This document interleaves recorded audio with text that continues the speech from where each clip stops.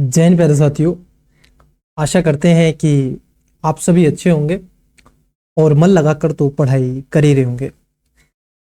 प्रिय विद्यार्थियों, जैसा कि आपको मालूम है कि हम आपकी परीक्षा को ध्यान में रखते हुए, यूपीएससी और स्टेट पीसीएस को ध्यान में रखते हुए, हम आपके साथ में पीटी 365 विजन आईएएस की कंप्लीट सीरीज करा रहे हैं। हमने इसमें आपको पर्यावरण, इन्वायरमेंट, इकोनॉमी और बायोटेक्नोलॉजी आपको करवा दी है। जल्दी जैसे पॉलिटी, हिस्ट्री, ज्योग्राफी आएगा, उसी तरीके से आपको वह क्लासेस भी मैराथन क्लासेस मिल जाएंगे। तो हमने आपको एक पर्यावरण का क्लास उपलब्ध कराया था, समथिंग 4 आवर का वो क्लास था। उसमें क्या हुआ था, अंतिम के लगभग 1 सवा घंटे में जो क्लास में वॉइस इशू हो गया था, उसमें आवाज नहीं आई थी। तो उसको ध्यान में रखते हुए एक हमने वही क्लास आपकी एक सेपरेट क्लास ली है, और जहां से आपको वॉइस नहीं आई थी उनको हम इसमें लेंगे। और खास तौर पर इस क्लासेस में हम आपसे देखेंगे, जैसे कि आपने थंबनेल में देखा, ऐसे स्पीशीज जो चर्चाओं में रहे हैं। क्योंकि यूपीएससी क्या करती है, 1 से 2 क्वेश्चन आपसे पूछ लेती है आईयूसीएन की लिस्ट में जो करंट अफेयर में रहती है, ऐसी स्पीशीज उनके बारे में आपसे यूपीएससी क्या है क्वेश्चन 1 से 2 क्वेश्चन आपके बन जाते हैं। तो उसी को ध्यान में रखते हुए आज का जो सेशन है, जो भी ड्यूरेशन होगी 1 सवा घंटे के आसपास की, ये आपका डेडिकेट होगा, उस पर ही फोकस करेंगे। तो आज हम इसमें, जैसे कि आपने थंबनेल में देखा, तो आज हम पूर्ण रूप से फोकस रहेंगे किस पे, इस क्लासेस के माध्यम से। और यदि आपने इस क्लास को कंप्लीटली करोगे आप, तो आपका जितना भी स्पीशीज से लेकर के क्वेश्चन आते हैं वो आपके कंप्लीट हो जाएंगे। ऐसी एक क्लास हम नेशनल पार्क पर लाएंगे, और ऐसे ही एक क्लास हम लेकर के आएंगे किस पे, मैपिंग की क्लास, जो ऐसे प्लेस जो चर्चाओं में रहे थे। क्लियर? तो चलिए फिर समय ना गवाते हुए, अगर अभी तक आपने चैनल को सब्सक्राइब नहीं किया है कर देना, वीडियो को लाइक और दोस्तों के साथ में शेयर। हालांकि ये सब आप कर देते हो और आपसे मैं बहुत ज़्यादा इंस्पायर होता रहता हूं, क्योंकि आप सब्सक्राइब करते हो, चीज़ों को शेयर करते हो, फीडबैक अपना देते हो, तो उसी तरीके से देता रहें। तो चलिए समय ना गवाते हुए फिर बढ़ते हैं आज की परीक्षा की तरफ और लेके चलते हैं आपको आज के टॉपिक पर, आज की क्लासेस में। क्लियर? हाँ, बाकी चीज़ें तो हमने ऑलरेडी आपसे कर ली थी, तो हमारा जो फोकस है आज उसको हम कंप्लीट करेंगे, जो हमने आपसे अभी बोला है गोल में। तो चलिए आइए बढ़ते हैं, चीज़ों को समझते हैं। देखिए, सबसे पहले ये यहाँ से स्टार्ट होता है सुर्खियों में, स्पीशीज इन न्यूज, जो सुर्खियों में रही थी। अब मैं आपको देख लेता हूँ कि हाँ, आपको विजिबल हो रहा है चीज़ें। खुद को थोड़ा सा मैं एक साइड कर लेता हूँ, ताकि आपको पीछे, मेरे जो सर के पीछे थोड़ी सी चीज़ें क्या होती हैं, बैक में छिप जाती हैं, तो वो भी चीज़ें आपको विजिबल होती रहें। बिल्कुल सर, आप ये काम तो बहुत बढ़िया कर देते हैं कि अपने आप को थोड़ा सा साइड में भी कर लेते हैं, हम सभी के बीच में भी उपस्थित रहते हैं, तो सारी चीज़ें हमें भी, हमारा फोकस क्लास पे बना रहता है। बिल्कुल, क्योंकि मुझे पता है आपके बारे में। तो चलिए आइए, अब समय ना गवाते हुए बाकी सारी चीज़ें आप कर लें और बैठ जाएं, आराम से सुनते चलें, सेशन को एंजॉय करें, बहुत सारी चीज़ें आपकी इसमें कवर हो जाएंगी। स्पीशीज इन न्यूज, आज की जो हमारा टॉपिक यही रहेगा। जितने भी जैसे आईयूसीएन की लिस्ट में रहते हैं तो उनको हम कंप्लीटली जानेंगे। वन्यजीव संरक्षण संशोधन अधिनियम 2022 के तहत में किए गए संशोधनों के अनुसार साइट्स के परिशिष्ट में सूचीबद्ध सभी प्रजातियों को अब इस अधिनियम की सूची 4 के सूची तहत कर दिया गया है। जो अधिनियम साइट्स में हुआ करता था, तो अब ये सब किसके तहत आएंगे, अब वह आपको देखने के मिलेंगे 4 के तहत आपको मिल जाएंगे। अनुसूची जो आपकी 4 रहेगी उसके सूचीबद्ध अब इनको कर दिया गया है। तो चलिए सबसे पहले देखते हैं, स्थलीय प्रजातियां देखेंगे, फिर उसके बाद में जलीय प्रजातियां देखेंगे, और उसके साथ साथ पक्षी जो वर्ड होते हैं उनके बारे में भी हम आपसे डिस्कस करेंगे इस क्लासेस के माध्यम से। तो आइए फिर पहले स्पीशीज की तरफ बढ़ते हैं। सबसे पहले हमारा फोकस रहेगा जो स्थलीय प्रजातियां होती हैं। क्लियर? जो स्थल पर निवास करती हैं। स्थलीय प्रजातियां वह प्रजाति होती हैं जो स्थल पर निवास करती हैं, जैसे शेर है, तेंदुआ है, ये सब क्या है, स्थल पर। पक्षी आपको पता ही है वर्ड। उसके साथ साथ कुछ ऐसे होते हैं जो एक्वाफेयर में रहता पसंद करते हैं, जलीय स्पीशीज होते हैं, है ना, तो उनको भी देखेंगे। तो चलिए पहला देखते हैं, स्नो लेपर्ड, मतलब कि हिम तेंदुआ। हिंदी में कहा जाता है हिम तेंदुआ, जिसको स्नो लेपर्ड कहते हैं। आप चाहे तो इसका नोट डाउन भी कर सकते हैं, स्लोली चीजों को लिख सकते हैं, आराम से चलेंगे। और उसके साथ साथ ये पीडीएफ आपको टेलीग्राम पर प्रोवाइड करवा दिया गया है। बहुत ही ज्यादा स्टूडेंट्स परेशान थे कि सर पीडीएफ दे दो, पीडीएफ दे दो, दे दिया भाई पीडीएफ। तो वहां से जाकर के एजुकेशन बायर नाम की आईडी है, जाओ वहां से जाकर के डाउनलोड कर लो। क्लास के बाद पहले क्लास को देख लो। तो स्नो लेपर्ड चर्चाओं में रहा था। बोले सर क्यों रहा? अभी क्या होता है, एक अध्ययन में पाया गया कि लद्दाख में लगभग 477 हिम तेंदुओं की समष्टि संख्या का अनुमान लगाया गया कि भारत में लद्दाख, आपको पता है नॉर्थ में अवस्थिति आपको देखने के लिए मिलती है लद्दाख की। ये जो रीजन है आपको बेसिकली अगर आप देखोगे तो ये जो रीजन है ये लद्दाख का है। तो यहाँ पर कितने 477 हिम तेंदुआ जो स्नो लेपर्ड आपको दिख रहा है, ये खासतौर पर वहां पर इनका अध्ययन किया गया। पर्यावरण क्यों चर्चाओं में रहा सर? ये दक्षिण और मध्य एशिया क्षेत्रों में रहता है, जो दक्षिण में और मध्य एशिया में आपको मिलता है। भारत में कहां कहां पर आपको मिलता है? जो भी आपका ग्लेशियर का बेल्ट है ये इसमें आपको मिलेगा, जिसमें जम्मू कश्मीर, लद्दाख, हिमाचल प्रदेश, उत्तराखंड, सिक्किम, अरुणाचल प्रदेश आपको देखने के लिए मिलेगा। विश्व में सबसे अधिक समष्टि घनत्व हेमिस नेशनल पार्क आपको मिलेगा कारगिल और लेह में देखने के मिलेगा। ये जो हेमिस नेशनल पार्क है आपको कमेंट्स में देखो, कुछ चीजें मैं आपसे पूछूंगा, जानते हो क्यों? क्योंकि क्लास में दोनों तरीके से कम्युनिकेट रहे और आप भी इंगेज रहे, मैं भी इंगेज रहूं, और चीजें बहुत बेस्ट होती है इस तरीके से। तो जो हेमिस नेशनल पार्क है ये आपको बताना है कहां पर है। क्लियर? हाँ, हेमिस नेशनल पार्क कहां पर है ये आपको कमेंट्स में बताना है। मुझे तो पता है, देखो मैं तो बता सकता हूं, लेकिन आपको बताना है, आपसे पूछ रहे हैं। अब अगर हम बात कर ले जो स्नो लेपर्ड होता है सर, इसकी अगर हम देखें जो संरक्षण स्थिति क्या है, ये आपको दिख रहा है, बहुत ही प्यारा सा लगता है स्नो लेपर्ड, बहुत ही साइलेंटली रहता है। ये वर्ल्ड लाइफ प्रोटेक्शन एक्ट जो आपका वन्यजीव संरक्षण अधिनियम है 1972 की सूची 1 के तहत है, और ये खासतौर पर CMS में परिशिष्ट 1 में है और साइट्स में 1 में है, और IUCN की अगर हम बात कर लें तो ये आपको वनरेबल देखने के लिए मिलता है। मैंने IUCN के बारे में डिटेल्स में आपको जो एनवायरमेंट की क्लास थी, ठीक है, उसमें आपको बहुत ही डिटेल्स में पढ़ाया IUCN के बारे में। तो यह प्रजाति खासतौर पर आप देखोगे पुनर्प्राप्ति कार्यक्रम में शामिल इसको किया गया है। तो जब प्रीलिम्स में क्वेश्चन बनता है तो ये पूछता है कहां कहां पर आपसे पूछा जाएगा। और ये ध्यान में रखना, जब भी आपसे इस प्रकार की स्पीशीज पर क्वेश्चन बनाता है यूपीएससी तो 3-4 स्टेटमेंट देता है, उसके बारे में पूरे विशेषताएं पूछता है। जैसे स्नो लेपर्ड कहां पर पाया जाता है, क्लियर, केवल भारत में ही पाया जाता है क्या, इसकी IUCN में स्थिति क्या है, वर्ल्ड लाइफ प्रोटेक्शन एक्ट में है क्या, साइट्स में है क्या, तो ये आपको ध्यान में रखना है। कहां पर हेमिस जो आपका नेशनल पार्क है और कारगिल वाले लेह क्षेत्र में आपको देखने के लिए मिलेगा। और ये पहाड़ी क्षेत्रों में रहना पसंद करता है, भारत के हिमालय बेल्ट में रहता है, जम्मू कश्मीर, लद्दाख, हिमाचल प्रदेश, उत्तराखंड, सिक्किम और अरुणाचल प्रदेश में है। विशेषताओं की अगर हम बात कर लें तो यह एकांत, आप देखोगे एकांत प्रिय जानवर है, मतलब कि अकेला रहना बहुत पसंद करता है, अकेला रहना। दूसरी अन्य विहाड़ प्रजातियों मतलब कि बिग कैट्स की तरह ये दहाड़ता नहीं है। तो पहली बात ये क्या है, ये ग्रुप में रहना पसंद नहीं करता है, अकेला रहना पसंद करता है, पहली बात। दूसरा, ये दहाड़ता नहीं है, ये ध्यान में रखना है। और जो इसके बेबी होते हैं, जब इसको जन्म होता है, ये जो स्नो लेपर्ड होता है, तो ये उस समय गूंगा होता है और अंधा दृष्टिहीन पैदा होता है। लगभग 7 दिन तक ये ऐसे ही रहता है, इसको दिखता नहीं है 7 दिन तक। फिर उसके बाद इसकी प्रोसेस चीजें होती हैं और फिर ये बर्फ का तो राजा ही कहा जाता है। तो आप इस बात को समझ सकते हैं। चलिए आगे बढ़ते हैं। तो स्नो लेपर्ड के बारे में हमने देखा।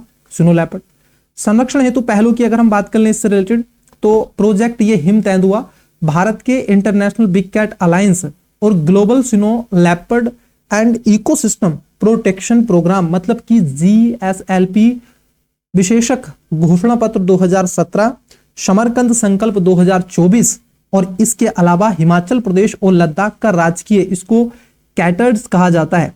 क्लियर? हाँ, राजकीय पशु है ये। कहां का? 2 क्षेत्र का है, 2 स्टेट का। बोले सर कौन कौन से स्टेट हैं? तो एक तो है हिमाचल प्रदेश का, क्लियर, उसके साथ साथ आप देखोगे दूसरा है LD का, लद्दाख का। तो 2 का है हिमाचल प्रदेश का और लद्दाख का राजकीय पशु है। Camera trap data repository and analysis tools मतलब कि हिमालयी हिम तेंदुओं की पहचान करने और उनके डेटा का विश्लेषण करने के लिए खासतौर पर इसको जाना जाता है, जिसको आप बोलते हैं कैट रैट। क्लियर? हाँ, तो ये ध्यान में आपको रखना है। चलिए आगे बढ़ते हैं, नेक्स्ट लेते हैं। नेक्स्ट स्पीसीज देखते हैं, चर्चाओं में रहा था। चलो, ग्रेट वन राइनो जो आपका ग्रेट वन हॉर्न राइनो, एक सींग वाला गैंडा चर्चाओं में रहा है। और देखो यूपीएससी ने एक सींग वाले गैंडे पर ऑलरेडी आपसे क्वेश्चन एक परीक्षा में पूछ लिया है, 2020 में या 19-18 में क्वेश्चन आपसे बन चुका है इसके ऊपर।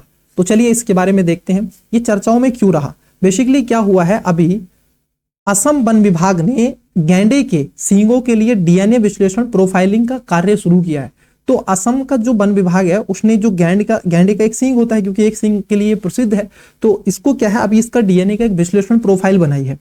अब ये जो प्रोफाइल होगी ये राइनो के डीएनए इंडेक्स सिस्टम भारत नामक डीएनए डेटा लाइब्रेरी से जोड़ेगा।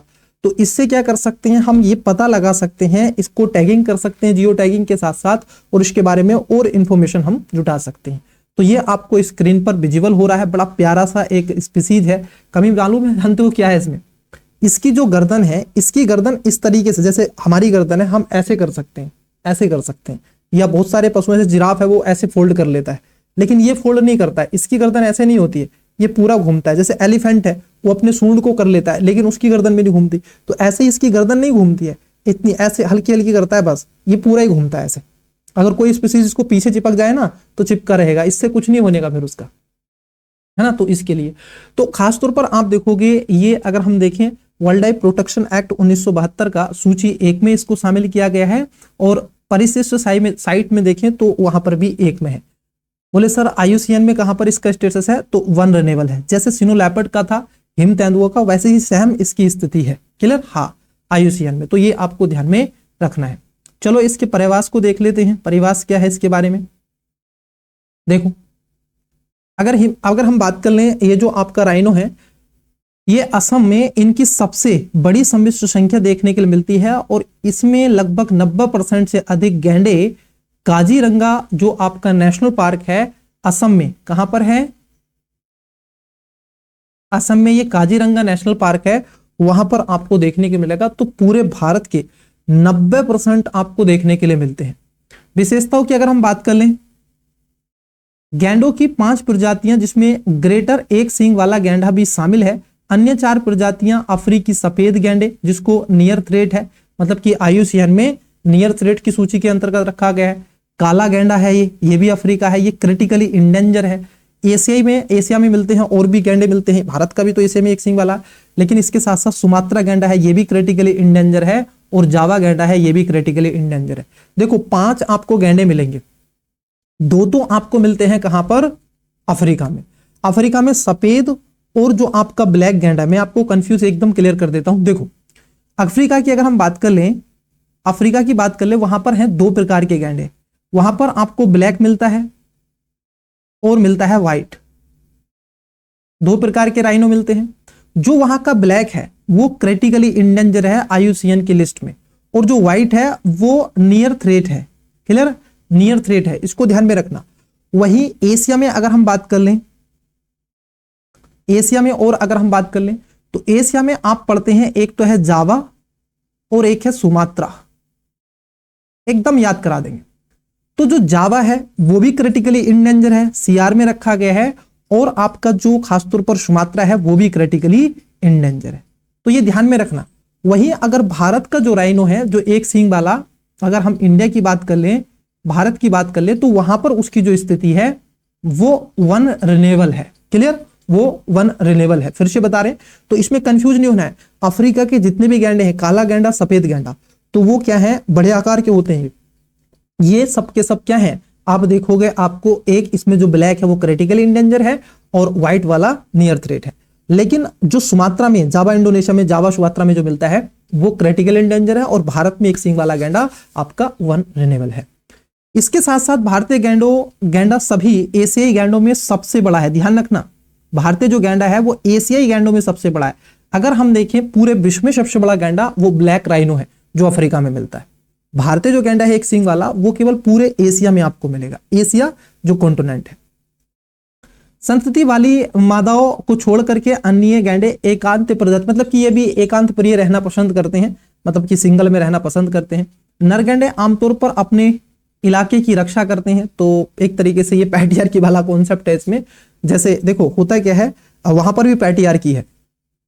जो मादा होती है, जब आप शेर की बात करते हो, चीतों की बात करते हो, तो जो शेर होता है और जो शेरनी होती है, शेरनी क्या करती है, जो भी उसका खाना है मांस वगैरह ढूंढ के लाएगी और वो लेकर के आएगी जहां शेर होगा अपने उज्जैन। शेर नहीं खाएगी, नहीं, उसको ला करके रख देगी, पहले शेर खाएगा, शेर खा लेगा, फिर उसके बाद में शेर नहीं खाएगी बचा कुचा। और यदि उनने पहले खा लिया तो शेर उसको बहुत बुरा मारेगा फिर। तो यहाँ पर क्या है, गैंडे जो होते हैं, जो नर गैंडे होते हैं वो रक्षा करते हैं पूरे इसकी। क्लियर? हाँ। संरक्षण हेतु पहलू की बात कर लें तो भारतीय गैंडों के लिए राष्ट्रीय गैंडा संरक्षण नीति 2019 बनाई गई थी ताकि इनका संरक्षण किया जा सके, क्योंकि इसका सींग को लेकर के पोचिंग बहुत जल्दी होती है। एशियाई गैंडों पर खासतौर पर नई दिल्ली घोषणा पत्र 2019 में किया गया था और इंडियन राइनो विजन 2020 भी चलाया गया था। इसका बेसिकली उद्देश्य यह है कि हम गैंडों की जो आबादी है इसको और ज्यादा बढ़ावा दे सकें, गैंडों की जो आबादी है इसको और ज्यादा क्या कर सके, बढ़ावा दे सके। इसका मूलभूत उद्देश्य इतना रखा गया है। चलिए आगे बढ़ते हैं, नेक्स्ट देखते हैं। और हम इसमें वो ही सारी चीजें करवाएंगे जो मोस्ट है, जहां से चांसेस हैं आपके 90% तक क्वेश्चन आने के। नेक्स्ट देखते हैं, नेक्स्ट है आपका नीलगिरी तहर। देखो ये जो नीलगिरी तहर है ये आपको विजिबल हो रहा है, बड़ा प्यारा सा एक ऐसे बकरी टाइप का होता है नीलगिरी तहर। अब ये क्यों चर्चाओं में रहा, हुआ क्या था अभी आप देखोगे कोयम्बटूर वन प्रभाग के नीलगिरी तहर के पारंपरिक पर्यावास में उनकी समष्टि में वृद्धि के संकेत दिखा रहे हैं। मतलब कि ये कहा जा रहा है कि जो नीलगिरी तहर है इसमें इसकी जनसंख्या में खासतौर पर वृद्धि हो रही है, ऐसे संकेत देखने के मिल रहे हैं, वहां के जो वन विभाग है उसने कहा है। बोले सर फिर हमारे लिए जरूरत क्या है, क्योंकि आपके एग्जाम के पॉइंट ऑफ व्यू से ये महत्वपूर्ण है। इस पर टेस्ट सीरीज में क्वेश्चन बनते हैं, इसमें यूपीएससी में क्वेश्चन बनते हैं, पीसीएस में क्वेश्चन बनते हैं, वनडे एग्जाम में क्वेश्चन बनते हैं। बोले सर इतना इंपॉर्टेंट है क्या? हाँ बिल्कुल। देखो पर्यावास की अगर हम बात कर लें तो भारत के ये खासतौर पर कहां मिलता है, ये भारत के पश्चिमी घाट में आपको मिलेगा इस रीजन, ये केरला में, तमिलनाडु में आपको देखने के लिए भरपूर मात्रा में इसकी आबादी मिलती है। पर्वतीय घास के खुले मैदान में परिवास पश्चिमी घाट की स्थलीय भूमि एंडेमिक प्रजाति है, वहां की एक स्थानिक स्पीसीज है, ध्यान रखना। ये जो नीलगिरी तहर है वहां की स्थानिक प्रजाति, बाहर से नहीं है, ये वहीं पर है, ये वहीं पर इसका जन्म हुआ है। केरला के खासतौर पर केरल के एराविकुलम राष्ट्रीय उद्यान में इनकी सबसे बड़ी सन्निहित आप देखोगे समष्टि आबादी मिलती है। तो एराविकुलम जो राष्ट्रीय उद्यान है ये कहां पर आपको मिलेगा विद्यार्थी, ये मिलेगा आपको केरल में, एराविकुलम नेशनल पार्क, तो वहां पर मिलती है।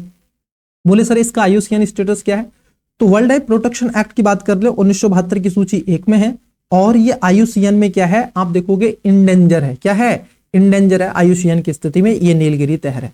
आइए थोड़ा और इसके बारे में आपसे चर्चा कर लेते हैं। देखो विशेषताओं की अगर हम बात कर ले, इसकी विशेषताएं क्या क्या हैं, तो ये दक्षिण भारत में खुले आप देखोगे खुर वाला एक मात्र ऐसा पर्वतीय पशु है। कैसा है? खुर वाला आपको पर्वतीय पशु देखने के लिए मिलता है। अगर इसमें दिखाया गया होगा, हाँ देखो मैं आपको बता देता हूं, ये देखो ना, ये इसका खुर है, यहाँ पे इस सर्किल में देखो जहां हम ब्लू बना रहे हैं, ये जो सर्किल है बीच में यहाँ पर खुर है। तो जैसे बकरी होती है, ठीक है, इस तरीके से चीजें इसकी क्या होती हैं, खुर होते हैं। स्थानिक रूप से इसे खासतौर पर वहां के जो लोग हैं वो लोकल लैंग्वेज में कहते हैं इसको बरेयाडू। क्या कहते हैं इसको? बरेयाडू के नाम से इसको जाना जाता है। तो कई बार पूछा जा सकता है, लोकल में इसको बोला जाता है बरेयाडू। शिल्पादि क्रम और जीवक चिंतनमणि के इसके आप देखोगे वर्णन भी देखने के लिए आपको मिलता है। तो शिल्पादि क्रम जब आप पढ़ते हैं संगम काल को, तो वहां पर इसके बारे में जिक्र किया है जीवक चिंतामणि में, शिल्पादि क्रम में, शिल्पादि क्रम और जीवक चिंतामणि में आपको देखने के लिए मिलेगा, इसका वर्णन है। क्लियर? जिसको बोलते हैं वैरायाडू, वैरायाडू। संरक्षण की अगर पहलू की बात कर ले तो ये तमिलनाडु का प्रोजेक्ट नीलगिरी तहर और तमिलनाडु का ये राजकीय पशु भी है, ध्यान रखना।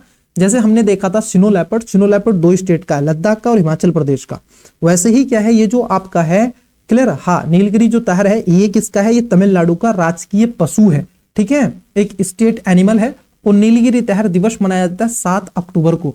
2 अक्टूबर को गांधी जयंती, उसके बाद 5 दिन के बाद में 7 अक्टूबर को मनाया जाता है क्या? नीलगिरी तहर दिवस। क्लियर हुआ? चलिए आगे बढ़ते हैं, नेक्स्ट स्पीसीज को देखते हैं। देखिए नेक्स्ट स्पीसीज आपकी स्क्रीन पर, ये जो है इसको बोलते हैं ढोल या फिर सोन कुत्ता, एशियाई जंगली कुत्ता भी इसको बोला जाता है। देख लो आपकी स्क्रीन पर दिख रहा है। क्यों जरूरी है सर? क्योंकि अभी क्या हुआ है, ढोल जिसकी कभी असम की काजीरंगा, कार्बी और खासतौर पर जंगलोग दृश्य भूमि मतलब कि KKAL में विलुप्ति नाम लिया गया था, अब इस क्षेत्र में पुनः देखा जाने लगा है। बेसिकली क्या हुआ था, ये विलुप्त हो चुका था कहाँ पे, असम वाले क्षेत्र में, काजीरंगा और कार्बी वाले क्षेत्र में।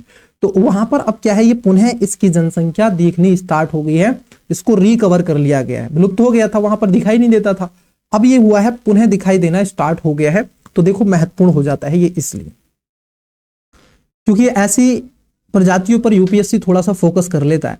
तो ये जो ढोल है, कई बार तो ढोल सुन के समझ में नहीं आएगा, इसको सोन कुत्ता या फिर एशियाई जंगली कुत्ता या फिर उसको ढोल भी कहते हैं। तो 3 नामों से याद रखना है ना। हाँ, सोन कुत्ता, एशियाई जंगली कुत्ता या फिर ढोल। तो यूपीएससी जो पूछेगा ना आपसे, ढोल करके पूछेगा, ढोल। अब आप कहोगे सर ये ढोल, ये क्या है, ढोल बजाने वाला ढोल है क्या, कुछ इस प्रकार से नहीं। तो वर्ल्ड लाइफ प्रोटेक्शन एक्ट 1972 की सूची 1 में है, और परिशिष्ट साइट में ध्यान रखना 1 में नहीं है, ये 2 में है। और आईयूसीएन की लिस्ट की बात कर लें तो इंडेंजर सूची के अंतर्गत इसको वर्णित किया गया है ना, आपको ध्यान में रखना है। पर्यावास कहाँ है सर, ये न केवल भारत में आपको मिलेगा बल्कि भारत के साथ साथ आस पड़ोस में जो भारत से लगे हुए कॉन्टिनेंट हैं, क्षेत्र हैं, रीजन है, देश हैं, वहां पर भी मिलता है। जैसे भारत में कंबोडिया में, नेपाल में, भूटान में, थाईलैंड है, और मध्य एशिया आदि में आपको ये देखने के लिए मिलता है। ये पूर्वी और पश्चिमी घाट असम, ये पूर्वी देखो, पूर्वी घाट में, पश्चिमी घाट में, असम में, मेघालय में और पश्चिमी बंगाल में, लद्दाख आदि क्षेत्रों में पाया जाता है। तो अगर मैं इस तरीके से एक मैप बना दूं तो आपको ये पूर्वी पश्चिमी घाट में भी मिलेगा, मेडिवल एरिया में नहीं मिलता है, मेघालय में भी आपको मिल जाएगा, बंगाल में भी आपको मिल जाएगा। क्या लद्दाख में मिलता है, नहीं, उधर पहाड़ी वाले क्षेत्र में नहीं जाता है। हाँ, लद्दाख में भी है, लद्दाख में भी है, देखो, तो लद्दाख में भी आपको मिलता है। तो कह सकते हैं कि लगभग ये संपूर्ण भारत में पाया जाता है। क्लियर, हाँ, क्या, ढोल। चलिए आगे देखते हैं और इसके बारे में विशेषताओं की बात कर लें। इसकी विशेषताएं क्या है, ये मांसाहारी जीव है जो आकार में एकदम छोटे भेड़िए के तरह लगता है और पालतू कुत्ते जैसा दिखाई देता है, और इसके साथ साथ सुबह या फिर देर शाम को शिकार करते हैं। मैं बता दूं आपको, इस तरीके से सिनो लैपर्ड अगर किसी ने पाला होगा, मेरे घर पे पले हैं 2-4 डॉग, तो मुझे पता है, जैसे पिटबुल के बारे में पता है और बुली के बारे में पता है, और उसके साथ साथ आप देखोगे ये जो इस प्रकार का है ना, तो इसके बारे में, तो जर्मन सापर्ड की तरह है ये, बिल्कुल इस तरीके से जर्मन सापर्ड जो डॉग होता है बिल्कुल सेम ऐसे ही होता है। ठीक है, मेरे घर पला था तो मुझे मालूम है। तो ये जर्मन सापर्ड की तरह बहुत प्यारा कुत्ता होता है, ये काटता नहीं है, लेकिन ये तो काटेगा, ये तो काटेगा, जंगली कुत्ता ढोल है, लेकिन जर्मन सापर्ड नहीं काटता है। यार सबसे ज्यादा जो डेंजरस डॉग होते हैं वो आपको मालूम ही है उसके बारे में, है ना। चलिए आगे बढ़ते हैं, नेक्स्ट देखते हैं। पिटबुल सबसे ज्यादा डेंजरस होता है। अब तक पूरे विश्व भर में उनने लगभग 17 से 20 अपने ही मालिक को वो मार दिया उसने। तो पिटबुल थोड़ा खूंखार होता है, एक बार जिसको पकड़ लेता है फिर वो छोड़ता नहीं है, फिर आप निकाल नहीं सकते उससे मुझसे। एक बार अगर उसने किसी को पकड़ लिया फिर तो मार के ही छोड़ोगे, उसके पहले नहीं छोड़ोगे। चलिए आगे बढ़ लेते हैं, वो डॉग की बात हो गई, तो ढोल को याद में बेसिकली आपको रखना है। अल्पाइन कस्तूरी मिरग, जो आपका अल्पाइन जो आप देखोगे मस्क डियर है, ये आपको दिख रहा है, एक हिरण है, छोटी प्रजाति इसकी होती है, एकदम आपको दिख रहा है ये। क्लियर, हाँ।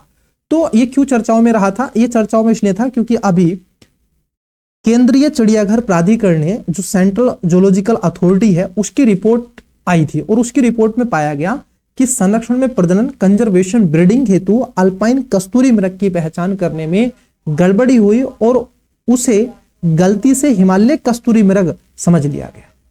तो इन्होंने क्या कर दिया गया, भारी मिस्टेक कर दी भाई साहब। किसने, सेंट्रल जूलॉजिकल अथॉरिटी ने। उसकी ब्रीडिंग करवानी थी और ब्रीडिंग करवाते समय पहचानने में गड़बड़ी हो गई और उसे गलती से हिमालय कस्तूरी मृग समझ लिया। किसको, इसको। अब ये जो अल्पाइन कस्तूरी मृग है, अब इसको समझ लिया गया था हिमालय। उनको करना था जो हिमालय मृग पाया जाता है लद्दाख वाले क्षेत्र में, जम्मू कश्मीर में, उसकी स्थिति में सुधार करना था। भाई साहब ने कर लिया इसके में, तो इसलिए चर्चाओं में रहा है। तो ये कहां पर है सर, ये आप देखोगे आईयूसीएन की सूची कहां पर मिलेगा आपको, इंडेंजर में आपको मिलेगा, क्रिटिकल इंडेंजर नहीं है, इंडेंजर मिलेगा। साइट्स में आप देखोगे 1 में है, और वर्ल्ड लाइफ प्रोटेक्शन एक्ट 1972 की सूची 1 में है। पर्यावास की अगर हम बात कर ले, कहां पर मिलेगा, ये शीतोष्ण जलवायु वाले अल्पाइन घास के मैदानों में मिलता है, झाड़ियों वाली भूमि में, वर्ष जैसे आप देखोगे सानोवर में मिल जाएगा, नीले चीड़, बबूल पाइन जो होता है, फर के जो वन होते हैं वहां पर आपको मिल जाता है। क्या केवल भारत में मिलता है, नहीं, भारत के साथ साथ भारत के जो सटे हुए कंट्रीज हैं, जैसे भारत है, नेपाल है, भूटान है, चीन है, यहाँ पर एक तरीके से नेटिव स्पीसीज है, वहां की स्थानिक प्रजाति के रूप में, देशज प्रजाति के रूप में इसको जाना जाता है। क्लियर, तो ये भारी मिस्टेक हो चुकी थी हमारे शोधकर्ताओं से, वैज्ञानिकों से। विशेषताओं की अगर हम बात कर ले, इसकी विशेषताएं क्या है? इसकी विशेषताएं, ये एकांत प्रिय और शर्मीले शाकाहारी होते हैं। तो शर्मीला होता है, एकांत रहना पसंद करता है, और उसके साथ साथ थोड़ा सा शाकाहारी मतलब कि आपका रहता है, और बड़ा ही अच्छा स्पीसीज है। क्लियर? हाँ। नुकीले दांत वाला, ये सींग रहित होता है, इसको पिता से युक्त विशिष्ट इसकी पहचान होती है। तो पिता से इसमें जीन आते हैं। क्लियर? और इसके सींग नहीं पाए जाते हैं। खतरे की बात कर ले, इत्र और पारंपरिक दवाओं में उपयोग होने हेतु कस्तूरी की खासतौर पर आप देखोगे थैली मतलब कि मस्क पेड़ के लिए शिकार इसकी तस्करी भी होती है। तो इसकी पोचिंग होती है, उसके साथ साथ तस्करी होती है। और क्यों होती है सर? इत्र, परफ्यूम बनाने में। जो आप देखते हो परफ्यूम जो बनता है, ये खासतौर पर कई ऐसे स्पीसीज से बनता है। जो आपको महक आती है ना, वो सब इनकी महक आती है। समझे? हाँ। तो ज्यादा परफ्यूम वगैरह ना लगाया करो। क्लियर? चलो आगे बढ़ते हैं, आगे बढ़ते हैं। चलिए नेक्स्ट देखते हैं। देखिए चर्चाओं में रहा था ये, थोड़ा इसके बारे में जान लेते हैं। चर्चाओं में था तो इसलिए हम इसको देखेंगे जरूर। Indian grey wolf, Indian grey जो वुल्फ है, ये एक तरीके से इसको कैनिस ल्यूपस, इसको पल्लिप्स भी कहते हैं, इसको पल्लिप्स भी कहते हैं। कैनिस ल्यूपस पल्लिप्स, ये क्या है सर? ये आपको एक प्रकार का भेड़िया जिसको हम कहते हैं देखने के लिए मिल रहा है। अभी क्या हुआ था, महाराष्ट्र के कड़वन वाड़ी घास के मैदानों में इंडियन ग्रो वुल्फ को कुत्ते के हमलों का भी सामना करना पड़ रहा है। तो बेसिकली क्या हो रहा है, ये जो भेड़िए हैं ये जंगल में रहते हैं। अब क्या हुआ, आप देखोगे बिल्कुल भेड़िए की किस्म में होते हैं ये जो वुल्फ है।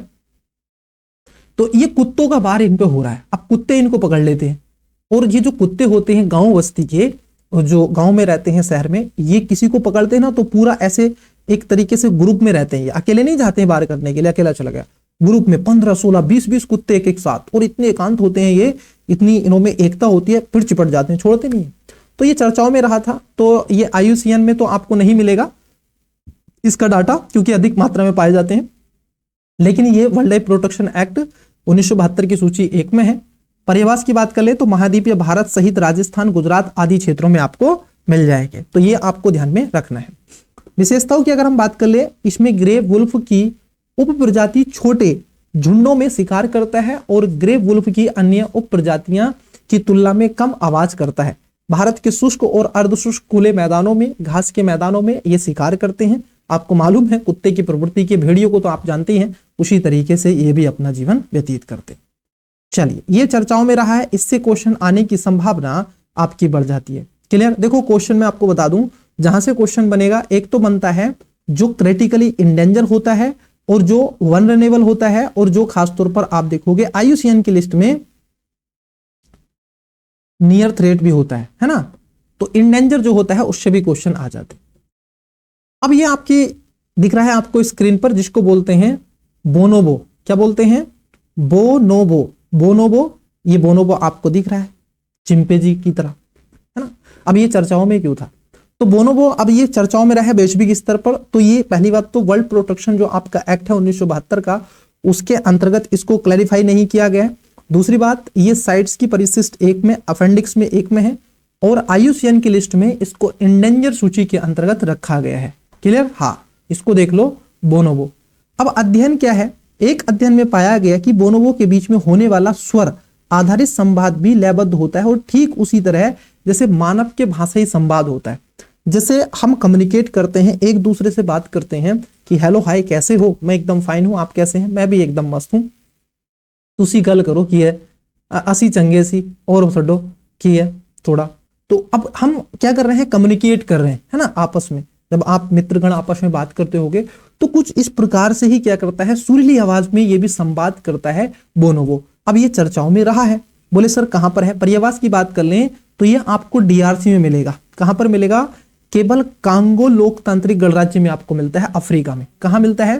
केवल, ध्यान रखना, ओनली एक ही देश है पूरे विश्व में, केवल एक ही देश है पूरे विश्व में। कहां पर मिलता है? DRC में मिलता है, सेंट्रल रिपब्लिक ऑफ, आप देखोगे कांगो। तो आपको यहां पर मिल जाएगा कांगो लोकतांत्रिक गणराज्य। एक ही है, अफ्रीका का देश, अफ्रीका का देश है, बस इसको ध्यान में रखना है। और यहां पर है ये बड़ा कांगो, एक छोटा कांगो इधर है, तो ये बड़ा कांगो यहां पर है, मिडिल अफ्रीका में। विशेषताएं क्या है सर इसकी? विशेषताएं क्योंकि चिंपांजी की तरह इनका डीएनए भी मानव से लगभग 98.07% मिलता है। जरा समझो, इनका जो डीएनए है लगभग आप देखोगे 99% कैसा है, हमारे और आपकी तरह डीएनए है, जो उन्हें मानव सहस निकष्ट जीवित प्रजाति बनाता है। उसके साथ साथ दिखने में थोड़ा छोटा होता है, दुबला और गहरे रंग का होता है। ये शांति प्रिय होते हैं और समूह का नेतृत्व मादाएं करती हैं। तो यहाँ पर मैटरनिटी यहाँ पर आपको मिलेगी, पैटियार की नहीं मिलती है। तो मादाएं क्या करती हैं? नेतृत्व करती हैं। क्यों मैं इस पर फोकस कर रहा हूं विद्यार्थी? याद कीजिए, अभी यूपीएससी ने 2021 की परीक्षा में प्रीलिम्स में आपसे क्या पूछा था मालूम है आपको? आपसे पूछा था एलिफेंट के बारे में। किसके बारे में पूछा था? एलिफेंट के बारे में आपसे यूपीएससी ने पूछा था। उसका गर्भाकाल कितना होता है, उसका जीवन काल कितना होता है, इसके अलावा उसका नेतृत्व कितना करती है। तो लगभग 60 से 70 वर्ष एलिफेंट जीता है। उसके साथ साथ उसका गर्भाकाल सबसे बड़ा होता है, 22 महीने का गर्भाकाल होता है। और नेतृत्व जो करती है संगठन का वो मादाएं ही करती हैं। तो इसलिए ये विद्यार्थी चर्चाओं में है। तो इसको भी आपको ध्यान में रखना है। किसको? बोनोबो को। देख लो एक बार, हमारे ही जैसा है बोनोबो, है ना। तो इंडेंजर है और उसके साथ साथ परिशिष्ट 1 में है। केवल और केवल डीआरसी में आपको मिलता है अफ्रीका में। ये रहे, आप एक और फोटो में आप देख सकते हैं, शांति प्रिय समूह में और मादाएं इसका नेतृत्व करती है। ये मदर होगी, खासतौर पर मुझे ऐसा लग रहा है, हाँ, क्योंकि दूध भी पिला रही है। तो देखो ये बैठे हुए हैं, क्लियर, शांति प्रिय होते हैं। ये ऐसा बारूर नहीं करते हैं, मानव की ही एक प्रजाति आप देख लो, क्लियर। हाँ, कितने शांति से बैठे हुए हैं, कोई इनको परेशान ना करे तो जीवन इनका सही चलता रहेगा। चलिए, तो ये वो स्पीशीज थी जो हमने देखी थी, जो खासतौर पर चर्चाओं में रही थी करंट अफेयर में, जहां से क्वेश्चन बनेगा। और बाकी स्पीशीजों को हमने खासतौर पर उसमें कर दिया था जो पहला सेशन हुआ था एनवायरमेंट का, उसमें भी। तो यहाँ पे रुक गई थी ये क्लास, बेसिकली आवाज नहीं आई थी, तो हमारा दायित्व है कि इसको पूर्ण रूप से कराएं। एक और देंगे, जैसे नदियां चर्चाओं में रही हैं, उसके साथ साथ मैपिंग में उसको कर देंगे। तो मैपिंग में एक और मैपिंग वाला सेशन लाएंगे, उसमें करवा देंगे, क्लियर, करंट अफेयर का मैपिंग। चलो, पक्षी अभ्यारण्य देखो। अब बात कर लेते हैं पक्षियां जो प्रजाति हैं। तो हमने देखा स्थलीय प्रजाति, अब जो पक्षी प्रजाति हैं उसको हम देखने का प्रयास करते हैं। तो पहला है आपका Malabar great hornbill. Malabar great hornbill. अब ये जो हॉर्नबिल है इसकी लंबी चोंच होती है, देखो आपको दिख रहा है, एक इतना ही बड़ा मुझे ऐसे लग रहा है, और यहां से आप देखो इसकी चोंच कितनी नुकीली है और कैसे ये चोंच है, बिल्कुल क्लियर। हाँ, तो ये इसके लिए ही जाना जाता है। ये क्या करता है सर? ये बेसिकली जो वृक्ष होता है, पेड़ होता है, उसमें ये छेद करके घोंसला कर लेता है, वहीं पर घर बनाकर रहना कंटिन्यू कर देता है।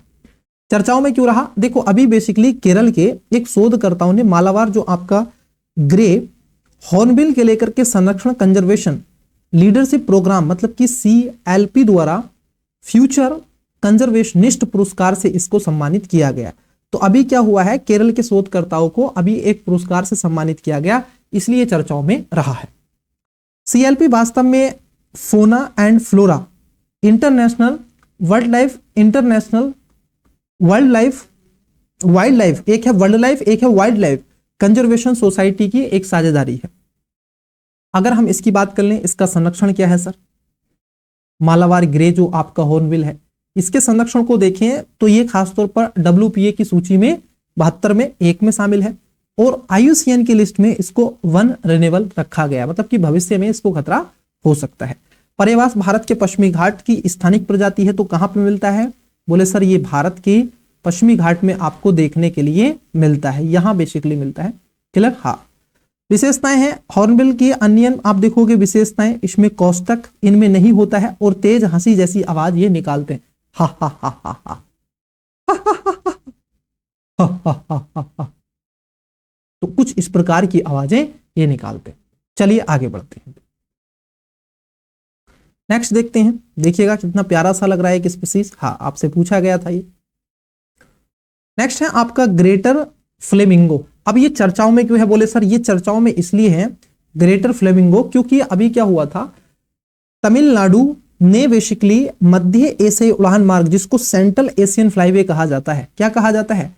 सेंट्रल एशियन फ्लाईवे कहा जाता है, में ग्रेटर फ्लेमिंगो की एक महत्वपूर्ण पड़ाव बिंदु को संरक्षित करने के लिए धनुषकोडी में ग्रेटर फ्लेमिंगो अभ्यारण्य को सूचीबद्ध किया गया। अब यही पूछा जाएगा कि भारत में ग्रेटर फ्लेमिंगो अभ्यारण्य कहां पर है?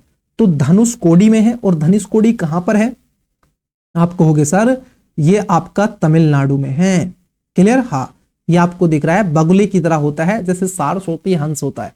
तो साइड्स में 2 में इसको रखा गया है। और ये आप देखोगे लीस्ट कंसर्न है, ध्यान रखना इसकी प्रजाति ठीक ठाक है, क्योंकि ये एशिया से आता है, मध्य एशिया से उड़ करके आता है, सेंट्रल एशिया फ्लाईवे के पड़ता है, तो इसकी आबादी ठीक है, तो लीस्ट इसको कंसर्न रखा गया है।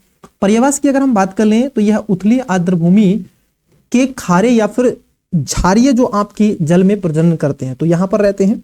ये अफ्रीका, कहां कहां पर मिलते हैं पूरे विश्व में? देखो ये अफ्रीका, पश्चिमी एशिया, भारत, दक्षिणी यूरोप में आपको देखने के मिलेंगे।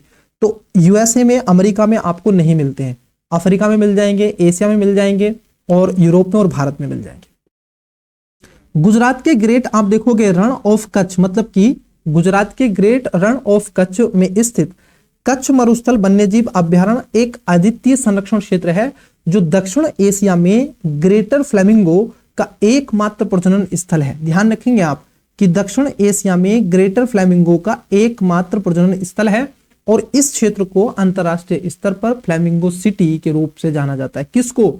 दक्षिण एशिया में। क्लियर? हाँ, तो ये ध्यान में रखना, कच्छ अभ्यारण्य, वन्यजीव अभ्यारण्य, ये भी इसके लिए है। ग्रेटर ऑफ जो आपका रण ऑफ कच्छ है वो भी आ जाता है। फ्लेमिंगो सिटी अंतरराष्ट्रीय स्तर पर करा गया है, किसको? जो दक्षिण एशिया में ग्रेटर फ्लेमिंगो एकमात्र प्रजनन स्थल है, तो ये भी आपको ध्यान में रखना है।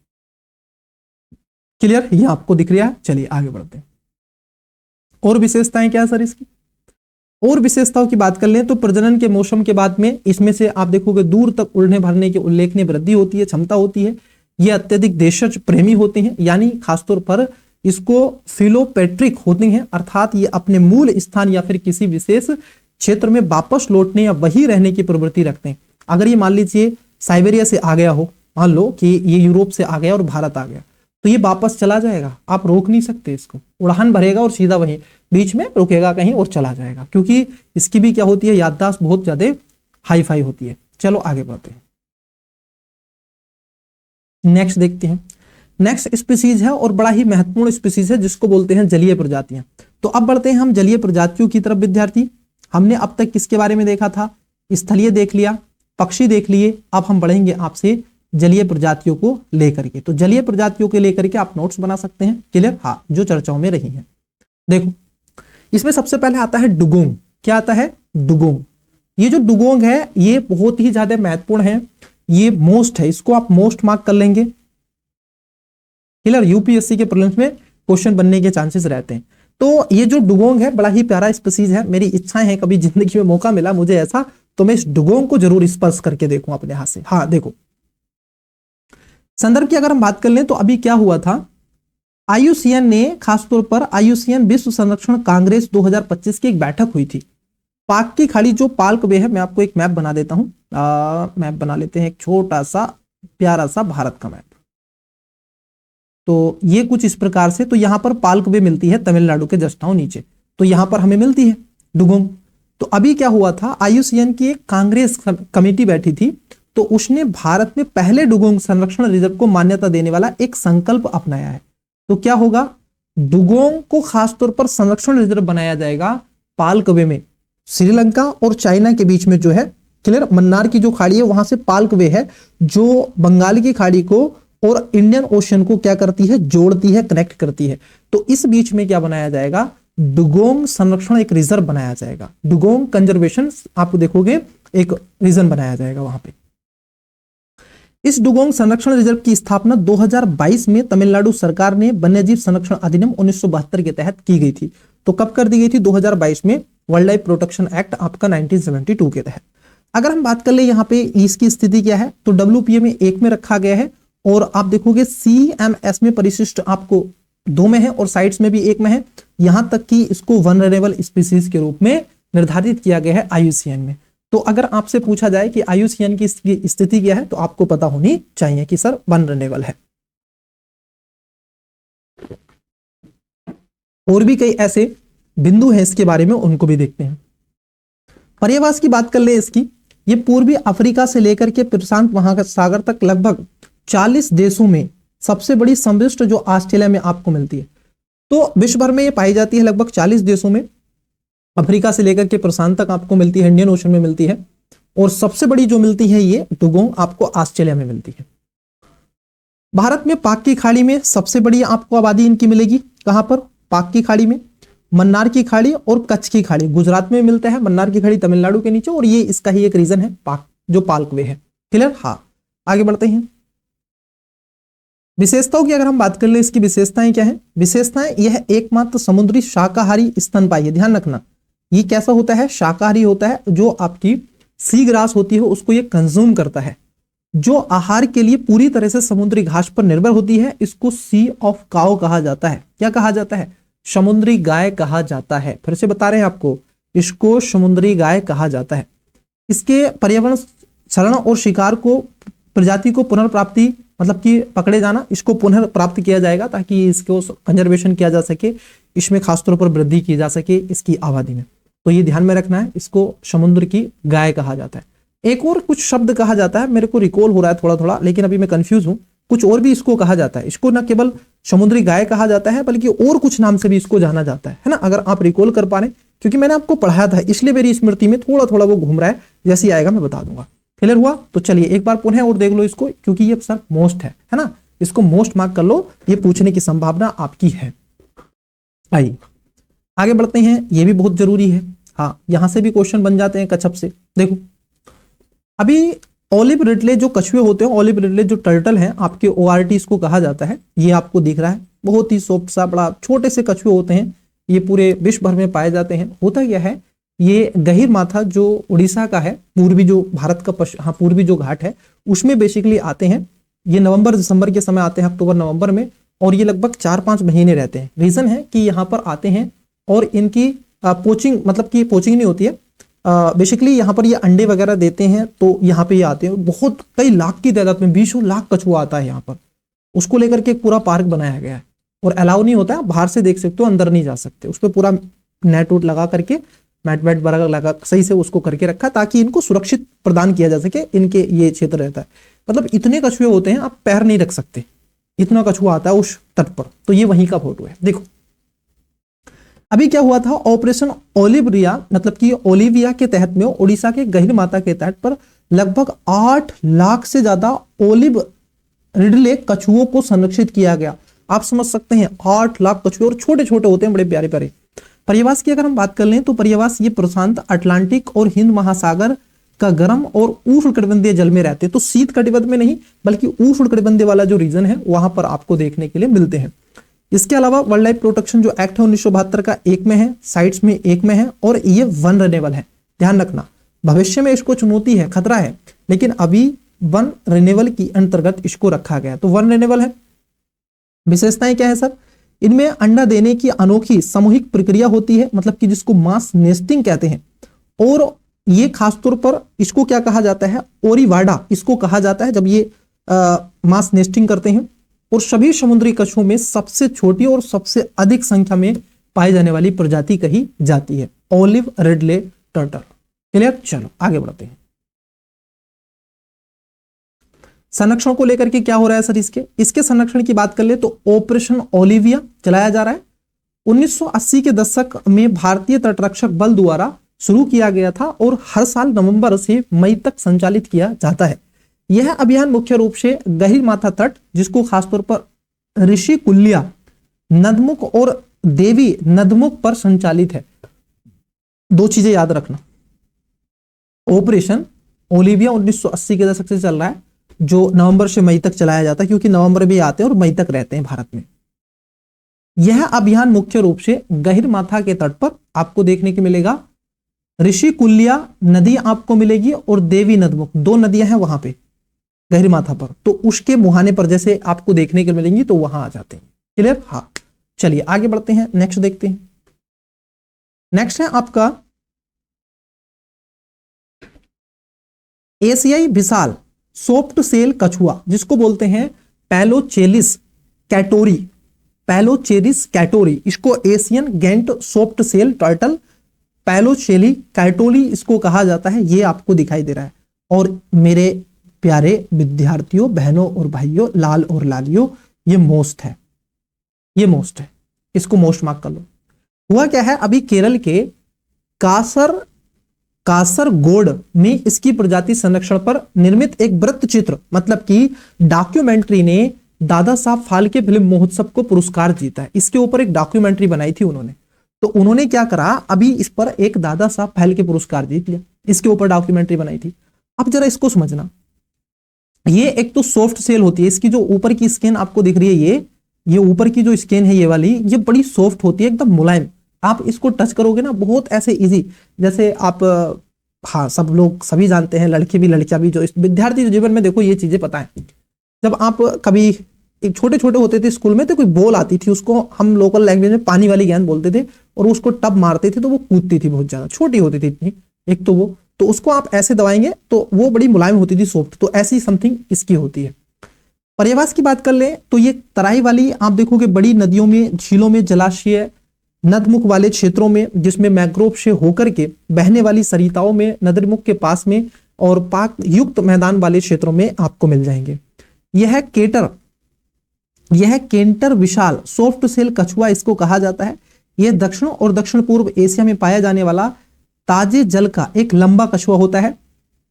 केरल में इसे भीमानामा कहा जाता है। केरल में इसको भीमानामा क्यों? क्योंकि आयताकार है, भीमा नदी है वहां पर।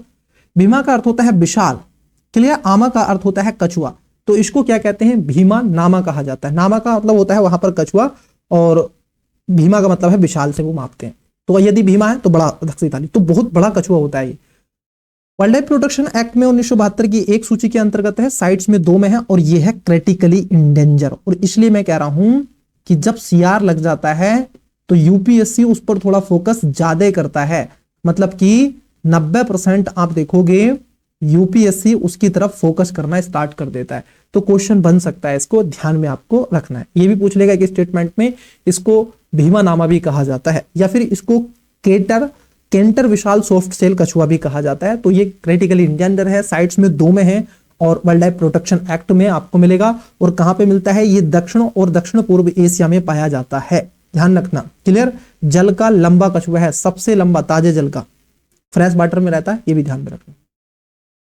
चलिए आगे बढ़ते हैं, नदी मुहानों वगैरह के देखते। विशेषताओं की अगर हम बात कर लें इसकी, तो विशेषताएं क्या है? ये चपटा सिर, और इसकी दूर दूर आंखें होती हैं, घात लगाकर शिकार करने वाली, आक्रामक स्वाभाविक की तरह ये तड़ित गति समान, खासतौर पर हमला करने वाली, और मजबूत जबड़े वाली प्रजाति होती है, एक बार पकड़ा खत्म। तो इस तरीके से काम करता है। चलिए आगे बढ़ते हैं, अगले स्पीशीज के बारे में देखते हैं। देखो अभी क्या हुआ था, लगातार 2 वर्ष यूपीएससी ने क्वेश्चन पूछा था। 2021 में एक फिश को लेकर के, मसीर, एक मछली है मसीर, उससे क्वेश्चन पूछा था, है ना। फिर यही क्वेश्चन रिपीट किया था 2022 में। तो मसीर से क्वेश्चन आपका बना है, तो इसलिए जो फिश होती है वो बहुत ज्यादा चर्चाओं में रहती है। तो ये जो मछली आपको दिख रही है, क्लियर, हाँ, तो इसको आइए हम जरा समझ लेते हैं। लेबियो उरू और लेबियो चेकिडा, लेबियो उरू और लेबियो चेकिडा, ये 2 मछली हैं, चर्चाओं में रही हैं। तो पूछा जाएगा आपसे, यूपीएससी क्या करेगा, हाल ही में चर्चाओं में रही लेबियो उरू और लेबियो चेकिडा किससे संबंधित है? मछली से, कीटों की प्रजाति से, या ऐसे ही जो भी आपको बना देगा, जंगली फलाना से, जंगली उस वाली इस प्रजाति से, ऐसे पूछ लेगा, है ना। तो कछुओं की प्रजाति है या किसी और की प्रजाति है, चमगादड़ की। तो ये जो लेबियो उरू और लेबियो चेकिडा है, ये मछली की आप देखोगे प्रजाति होती है। अब इसके बारे में थोड़ा सा समझ लेते हैं, क्यों संदर्भ में रहा है ये चर्चाओं में। भारतीय कृषि अनुसंधान परिषद, मतलब कि आईसीएआर, राष्ट्रीय मत्स्य अनुवांशिक संस्थान ब्यूरो, मतलब कि NBFCR GR ने मछली की 2 नई प्रजातियों की खोज की है। तो 2 नई प्रजाति है, इनको खोज निकाला है, जिसमें लेबियो और लेबियो चेकिडा है। लेबियो जो आप देखोगे, इसको बेसिकली कहा जाता है रऊ, इसको रऊ पढ़ा जाता है, तो इसको हम पढ़ रहे हैं उर। तो लेबियो जो है एक प्रकार की उर, इसका नाम इसके खासतौर पर पाल, मतलब कि सेल जैसे लंबे पंखों के कारण पारंपरिक लकड़ी के जहाज, देखो लकड़ी के जहाज की तरह है ना, हाँ, उरू की तरह खासतौर पर आप देखोगे रखा गया है। ये चंद्रगिरी नदी कहां पर मिलती है?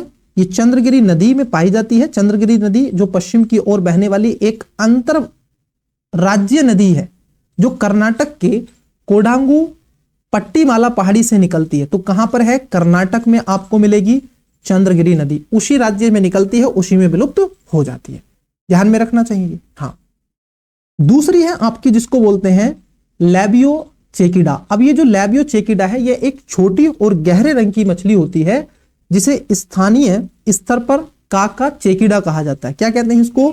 काका चेकिडा के नाम से जाना जाता है। यह चलकुड़ी नदी से प्राप्त है। कहां पर है? ये चलकुड़ी नदी में प्राप्त होती है। इस नदी का उद्गम पश्चिमी घाट की अन्नामलाई पहाड़ियों से निकलने वाली 5 सरिताओं के नाम से इसको जाना जाता है।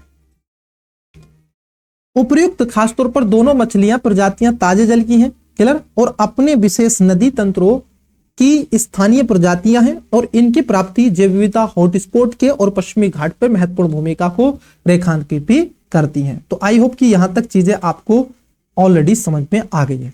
क्लियर हुआ? तो थोड़ा सा मैं इसको रिफ्रेश कर दूं ताकि ये चीजें कंटिन्यू क्लास आपकी चलती रहे और कोई भी डिस्टर्बेंस ना हो, है ना। तो रिफ्रेश कर लेते हैं, कोई इसमें इशू होगा नहीं। बोले सर कर लीजिएगा, मैं भी इतने थोड़ा पानी पी लेता हूं, इतने ये काम करे कंप्यूटर।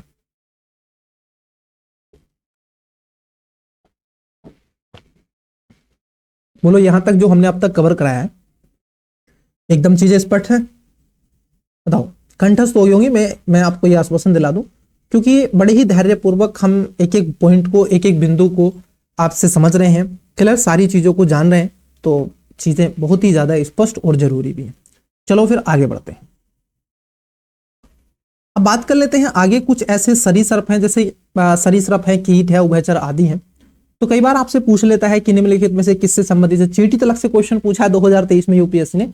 तो देखो ये कीट है, बड़ा प्यारा सा कीट दिख रहा है आपको। हाँ, सरीसृप और कीट उभयचर ये आदि हैं। इसका नाम जरा पढ़िएगा, इसका नाम बड़ा ही अच्छा है, मतलब कि इसको बोलते हैं क्लीनीडियम, क्लीनीडियम लालीटे। इसको लालीटे के नाम से याद रखो, लाली, है ना, जैसे लाली मैं कहता हूं लाल लाली, तो उसी तरीके से लालीटे इसका नाम याद रखो, क्लीनीडियम लालीटे। तो ये आपको दिख रहा है लालीटे, ये तो मैंने देखा है, ऐसा मुझे लग रहा है क्योंकि कीड़े तो एक से ही होते हैं बहुत ज्यादा, तो ये तो मैंने देखा है समथिंग। अभी क्या हुआ है, भारतीय प्राणी सर्वेक्षण जूलॉजिकल सर्वे ऑफ इंडिया ने, वैज्ञानिकों ने अभी खासतौर पर ये जो आपका लालीटे नामक एक वीटल की एक नई प्रजाति की पहचान की है। इसे अरुणाचल प्रदेश ताले की घाटी वन्यजीव अभ्यारण्य में खोजा गया। कहां पर है? अरुणाचल प्रदेश में मिलेगा लालीटे। और कहां है? ताले की घाटी है। कहां घाटी है सर? वन्यजीव अभ्यारण्य है ये। कहां पर? अरुणाचल प्रदेश में। पहली बार सुन रहे होगे। विशेषताओं की बात कर ले तो यह खासतौर पर राइसोनिया उपकुल से संबंधित है और इसकी विशिष्ट आकृति विज्ञान की विशेषता है और यह जंगल के तल पर रहने वाले ग्राउंड विल के एक दुर्लभ समूह में रहता है। तो बेसिकली नीचे रहता है, मिट्टी में बिल बना करके उसमें रहता है। ये बिटल पोषक चक्रण और मृदा में कुछ स्वस्थ एवं महत्वपूर्ण भूमिका निभाते हैं। बेसिकली क्या होते हैं? डिकम्पोजर के रूप में काम करते हैं और बेसिकली ये क्या करते हैं, वहां पर उस मिट्टी को उर्वरक बनाते हैं और उससे जो आपका पारिस्थितिकी तंत्र है, मृदा का जो हेल्थ है, उसको भी स्वस्थ बनाने में महत्वपूर्ण भूमिका निभाते हैं। तो कहां पर खोजी गई है सर? ये खोजी गई है आपका ललीटे जो है ये अरुणाचल प्रदेश में है, ताले घाटी वन्यजीव अभ्यारण्य में। Clear? Zoological survey of India ने इस बात को दिखाया था। चलिए आगे बढ़ते हैं। लाइकेन चर्चाओं में रहता है। लाइकेन, लाइकेन दो प्रकार का होता है, एक ग्रीन होता है, एक ब्लैक भी होता है। तो ये आपको दिख रहा है ग्रीन। आपके अगर आस पड़ोस में पेड़ पौधे तो सबके होंगे, तो आपने एक आध बार देखा होगा बेसिकली बरसात के मौसम में। एक अध्ययन से पता चला है कि कुछ लाइकेन प्रजातियां मंगल ग्रह जैसी परिस्थितियों में भी जीवित और चयापचय के रूप में भी सक्रिय रह सकती है। मतलब कि जैसा मंगल ग्रह पर है इन्वायरमेंट इकोसिस्टम, वैसे इकोसिस्टम में भी ये जो लाइकेन है वहां पर आप देखोगे जीवित रह सकती हैं। कुछ ऐसी स्पीसीज है इसकी, कुछ ऐसी प्रजातियां आपको बेसिकली देखने के लिए मिलेंगी। विवरण की बात कर ले, लाइकेन भूमि की सतह पर लगभग आप देखोगे 8% भाग पर फैले हुए हैं और पृथ्वी के कुछ सबसे चरम वातावरण में जैसे अंटार्कटिका वहां पर भी आपको मिलेंगे। उष्णकटिबंधीय मरुस्थल जैसी जगहों पर भी आपको लाइकेन पाए जाते हैं। तो बर्फीले क्षेत्र में भी और आपको मरुस्थल क्षेत्र में भी, दोनों प्रकार के मरुस्थल में मिलते हैं। हाँ, ये भी ध्यान रखना, मरुस्थल दो प्रकार का होता है, एक शुष्क मरुस्थल होता है, एक शीत मरुस्थल होता है। शीत मरुस्थल जैसे अंटार्कटिका है, साउथ वाला पोल, और शुष्क होता है जैसे क्या आपको मिलता है थार मरुस्थल, है ना, गोबी का डिजर्ट। भारत में लाइकेन की लगभग 2700 से अधिक प्रजातियां पाई जाती हैं। पश्चिमी घाट, पूर्वी हिमालय और पूर्वोत्तर भारत में इनकी संख्या सर्वाधिक है। तो संपूर्ण भारत में ही है। भारत का पहला लाइकेन पार्क 2020 में उत्तराखंड के कहां पर है? मुनस्यारी में स्थापित किया गया। तो भारत में किसका पार्क भी है, ध्यान रखना, लाइकेन पार्क है उत्तराखंड के मुनस्यारी में, क्लियर, उत्तराखंड में 2020 में था। महत्व की अगर हम बात कर लें, महत्व तो इसका बहुत ज्यादा है सर, महत्व की बात ना करो, महत्व तो इसका बहुत है। महत्व पारिस्थितिकी तत्व इसके रूप में देखने के लिए मिलता है, क्योंकि लाइकेन को एक कवक, खासतौर पर माइकोवायोट और सेवाल या फिर आप देखोगे साइनोबैक्टीरियम, जिसको फोटोवायोट के बीच में सहजीवी संबंध के रूप में रहता है। ये वायु प्रदूषक मतलब कि इंडिकेटर स्पीसीज होते हैं, मतलब विशेष रूप से आप देखोगे सल्फर डाइऑक्साइड और भारी धातुओं के लिए जैव संकेतक के रूप में, जो संकेतक है ना इंडिकेटर स्पीसीज, उसमें काम करते हैं। लाइकेन पारिस्थितिकीय अनुक्रमण से संबंधित आप देखोगे रूप की चट्टानों, लावा और आदि पर आप देखोगे पहले क्लोनोनाइजर होती हैं और ये सतहों को तोड़ करके मृदा का निर्माण में सहायता करते हैं। और आपकी जानकारी के लिए बता दें, यदि आपके यहाँ पर कोई टैंकी होगी, पानी तो आप पीते हैं, तो वहां पर क्या होता है, एक समय के बाद में वो लाइकेन होता है, जो काई जिसको आप बोलते हैं ग्रीन कलर की। अब कई जगह क्या होती है, वो काई आप देखोगे कहीं कहीं ब्लैक आपको दिखेगी, ब्लैक एकदम, जहां पर मान लीजिए हर जगह वो काई आपको ब्लैक दिख रही है, हर जगह आपको ग्रीन ही नहीं नजर आ रही है, ब्लैक ही नजर आ रही है, तो वहां का जो एनवायरमेंट है वो पूर्ण रूप से वातावरण बहुत खराब हो गया है, प्रदूषित वातावरण में आप जीवन जी रहे हैं। वहां पर अगर लाइकेन आपको जो वो काई है वो हरी दिख रही है, एकदम हरी सी दिखती है ना, काली नहीं है, एक होती है काली, एक है हरी दिख रही है आपको, तो वहां पर वातावरण एकदम स्वच्छ है, आप वहां पर रहिएगा, कोई उससे दिक्कत नहीं होगी, वो जो एनवायरमेंट है वो एकदम स्वच्छ है, क्लियर। हाँ, वहां पर प्रदूषण बहुत कम है।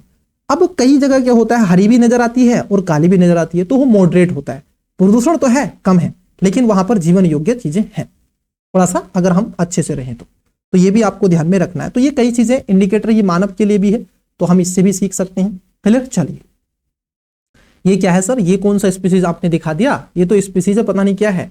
हाँ, ये तो कुछ अजब ही लग रहा है, बिल्कुल, और ये चांसेस ज्यादा हैं आपसे, ये इसे मोस्ट मार्क कर लो, इसे मोस्ट मार्क कर लो, ये पूछा जा सकता है। बोले सर क्यों, एक जलीय भालू या फिर इसको मास पिगलेट कहा जाता है, इसको टार्डिग्रेस्ट क्या कहते हैं, इसको टार्डिग्रेट्स इसको कहते हैं, ध्यान में रखो, जलीय भालू की तरह होता है या फिर मास पिगलेट की तरह इसको कहा जाता है। देख लो भाई, क्यों चर्चाओं में था मालूम है, अभी ग्रुप कैप्टन जो शुभांशु शुक्ला जी थे, पोएम जो एक्सोम जो मिशन था उसमें वो गए थे, और उसमें 4 व्यक्ति थे, एक भारतीय थे और 2 अलग अलग हंगरी के थे, पोलैंड के भी थे, 2-3 नागरिक और ये भी थे। तो वहां पर क्या थे, इस स्पीसीज को लेके थे, छोटा स्पीसीज होता है, तो इस पर एक्सपेरिमेंट किए गए हैं, इसलिए चर्चाओं में। अभी क्या हुआ है, अंतरिक्ष यात्री ग्रुप कैप्टन शुभांशु शुक्ला खासतौर पर आप देखोगे टार्डिग्रेड्स को एक प्रयोग के लिए अंतरिक्ष जो आपका इंटरनेशनल स्पेस स्टेशन है, अंतरिक्ष जो यान है वो ऊपर जो घूम रहा है, एक घर है, मकान है, उसमें लेकर के गए थे। विशेषता इसकी क्या है, यह आधा खासतौर पर आप देखोगे मिलीमीटर लंबा 8 पैरों वाला खंडित सूक्ष्म जीव होता है। कितना है, 8 मिलीमीटर, कितना हो सकता है, छोटा सा, बिल्कुल इतना सा हो सकता है, 8 मिलीमीटर कितना सा आएगा, आप नाप के देखो, और ये छोटा सा होता है, सूक्ष्म होता है एकदम, और इसमें 8 पैर होते हैं, क्लियर। हाँ, ध्यान में रखना है, इसमें 8 पैर होते हैं, इसमें 4 एक साइड होंगे, 4 एक साइड होंगे, तो 8 पैर का होता है। क्रिप्टोबायोसिस अत्यधिक दबाव और विकिरण के माध्यम से ये चरम उष्ण और शीत तापमान के स्तर को सहन कर सकता है। यह जीव दुनिया भर में पाया जाता है। तो ये क्या कर सकता है, ये खासतौर पर अत्यधिक तापमान को भी सह सकता है और शीत को भी सह सकता है। इसके अंतर्गत वो खासतौर पर नेचर ने ऐसा बनाया है ये कि इसमें ये सहन करने की क्षमता दे दी है। क्रिप्टोबायोसिस प्रतिकूल पर्यावरण परिस्थितियों में से बचने के लिए अत्यधिक निष्क्रिय की स्थिति होती है, जिसको क्रिप्टोबायोसिस कहते हैं। तो अपने आप को बचाने के लिए क्या कर सकते हैं, निष्क्रिय रूप से देखने के लिए मिलते हैं। इसके 2 वर्गों में पहचान की गई है, इसको यूटर्डिग्रेस भी कहते हैं और हेटेरोटर्डिग्रेस्टा भी इसको कहा जाता है।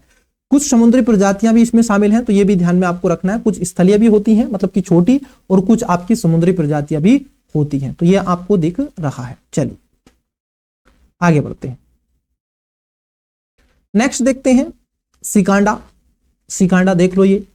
अब ये सिकांडा क्या है सर, ये क्यों चर्चाओं में रहा है, ये सिकांडे से क्वेश्चन नहीं पूछेगा, फिर क्या पूछेगा सर, साइलेंट वैली जो राष्ट्रीय उद्यान है वहां से क्वेश्चन बनने के चांसेस आपके ज्यादा है। बोले सर कैसे, क्योंकि अभी क्या हुआ था, साइलेंट वैली का नाम ही क्यों रखा गया, क्योंकि ये इस उद्यान में किसी भी प्रकार का झिंगुर नहीं था और यहां पर किसी भी प्रकार की आवाज नहीं आती थी। लेकिन अभी क्या हुआ, यहाँ पर एक सिकांडा नाम का स्पीशीज पाया गया, ये जो आपको दिख रहा है, और ये इतनी तेज साउंड करता है, चिर चिर कुछ इस प्रकार से। आपने देखा होगा, अगर आप रहते होंगे, गांव से बिलोंग करते होंगे, तो आपने ये अजीब सा साउंड जरूर सुना होगा। तो साइलेंट वैली जो आपका राष्ट्रीय उद्यान है, नेशनल पार्क है, उसमें बेसिकली ये नहीं मिलता था, अब ये आपके लिए मोस्ट हो जाता है। तो अभी खासतौर पर वहां पर देखा गया है, ये कीटों का एक समूह, प्रमुख समूह है, जो ज्यादातर गर्म और समशीतोष्ण क्षेत्र बायोम में पाए जाते हैं। सभी सिकांडा प्रजातियां जीवन चक्र के 3 चरणों में होता है। जैसे अंडा, पहले ये अंडा होता है, अंडे से देखो पहले होता है इसका अंडा, अंडे से फिर खासतौर पर निफ होता है, फिर ये वयस्क हो जाता है, अडल्ट।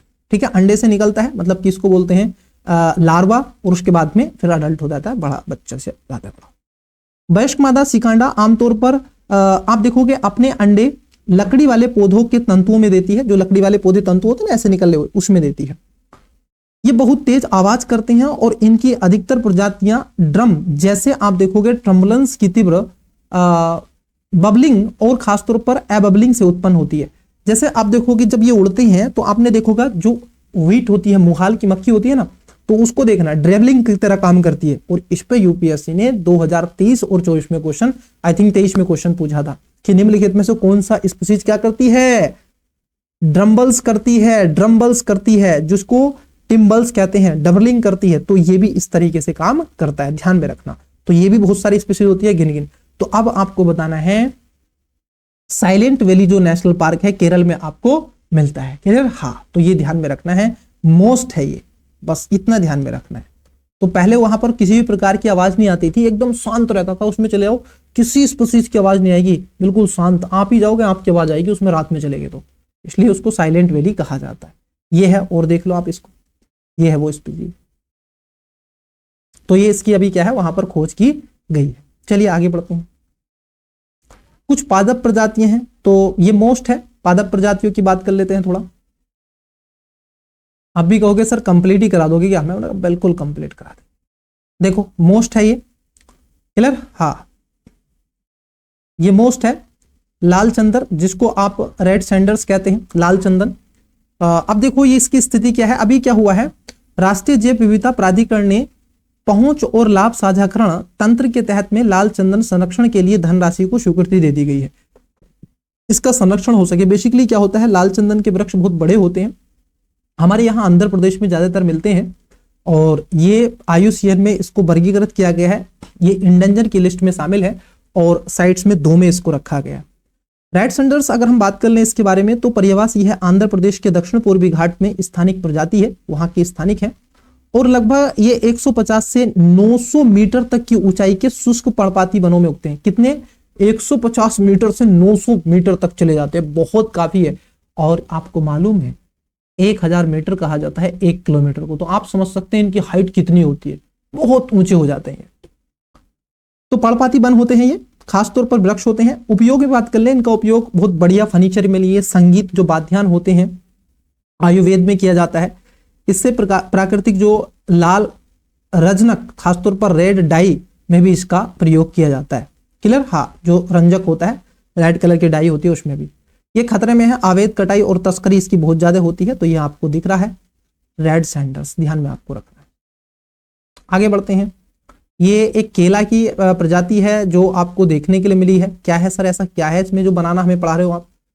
मूसा इंडेडेमेनेसिस, मूसा इंडेडेमेनेसिस केला है ये एक प्रकार का, ये आपको दिख रहा है। ये काफी लंबा हो जाता है प्यारे, इसकी जो गैल होती है, ये जो इसका गुच्छा है बहुत लंबा हो जाता है ये नीचे तक, ठीक है? हाँ, ये जंगली केले की एक प्रजाति है जिसको मूसा इंडेडेमेनेसिस, लगभग ये आप देखोगे 4.2 मीटर लंबा हो जाता है। कहने का तात्पर्य ये है कि 4 या 12 और 2 मतलब कि 2 पॉइंट, तो 12, 4 या 12 और जी सभा का होता है, तो आप कह सकते हैं लगभग 13-14 फीट का हो जाता है ये लंबा, 13-14 फीट पेड़ से नीचे लटकती है इसकी गैल, समझ रहे हो आप? हाँ, ये खासतौर पर फल गुच्छ और पुष्प क्रम में, मतलब कि इन्फ्लोरेसेंस दर्ज किया जाता है, और यह किसी केले के पौधे में दर्ज किया गया अब तक का सबसे लंबा फल गुच्छ है, क्लियर? हाँ, तो इसको ध्यान में रखना है मूसा इंडेडेमेनेसिस के बारे में। फल गुच्छ की बात कर ले, यह फलों का एक समूह होता है, मतलब कि जिसमें एक गुच्छ के तहत, ये आपको दिख रहा है, खोज की बात कर ले तो पहली बार ये अंडमान निकोबार में देखने के लिए मिला था 2012 में, कृष्णा और नाला रिजर्व इसमें फॉरेस्ट वाले पास में। ये दुर्गम उष्णकटिबंधीय वन क्षेत्र है, तो ये ध्यान में आपको रखना है। उसके साथ साथ विशेषताएं क्या है इसकी, इसमें हरे रंग के विशिष्ट फूल खिलते हैं और उसके साथ साथ इसका फल गुच्छ मतलब कि एक तरीके से लक्ष्य धुरी सामान्य रूप से केले की प्रजाति की तुलना में 3 गुना बड़ा होता है। यह लगभग 11 मीटर लंबा पौधा होता है। इसकी जो हाइट है केले की वो 11 मीटर हाइट होती है, समझ सकते हो, 11 तक 33 फीट, काफी ऊंचाई है। तो जबकि सामान्य केले के पौधे की ऊंचाई मात्र आप देखोगे 3 से 4 मीटर होती है। बिल्कुल सही बात है, 4 से 12 लगभग 10, और ये कितना होता है 11, 33 फीट, डबल, 11 दूनी 22, 11 तक 33, मतलब कि समझ सकते हो आप 3 गुना। लाभ इसका क्या है सर, लाभ की बात कर ले तो ये एक तरीके से प्लांट ब्रीडर्स इस प्रजाति का उपयोग उच्च उपज वाले देने वाली रोग प्रतिरोधी और किस्मों को विकसित करने के लिए किया जाता है, और ये एक प्राकृतिक आनुवांशिक संसाधन के रूप में भी आप कर सकते हैं। चलिए आगे बढ़ते हैं। ये महत्वपूर्ण है व्हाइट लिली, इसको कह लेते हैं, आप देखोगे इसको हिमालय आप देखोगे लिली है जिसको व्हाइट लिली कहा जाता है। जितनी भी आप खासतौर पर यूरोप से रिलेटेड इंग्लिश मूवीज देखते हो और पार्क की हो, एक मूवी मैंने देखी थी अभी पिछले कुछ दिन, मूवी नहीं थी बेसिकली, वो पूरी सीरीज थी, और वो सीरीज में लगभग उसके 32-33 एपिसोड थे। वो मैंने देखी थी, सीजर नाम से, लेकिन आप मत देखना वो, क्योंकि ऐसी है, मैं उसका प्रचार नहीं कर रहा हूँ और मुझे बतानी नहीं चाहिए थी।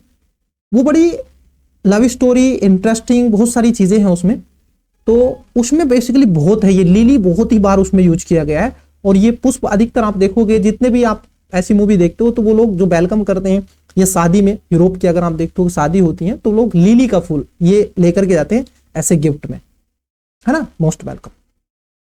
तो ये व्हाइट हिमालय लिली अभी चर्चाओं में है और ये बहुत ही ज्यादा अच्छी होती है, इसकी खुशबू बहुत अच्छी आती है।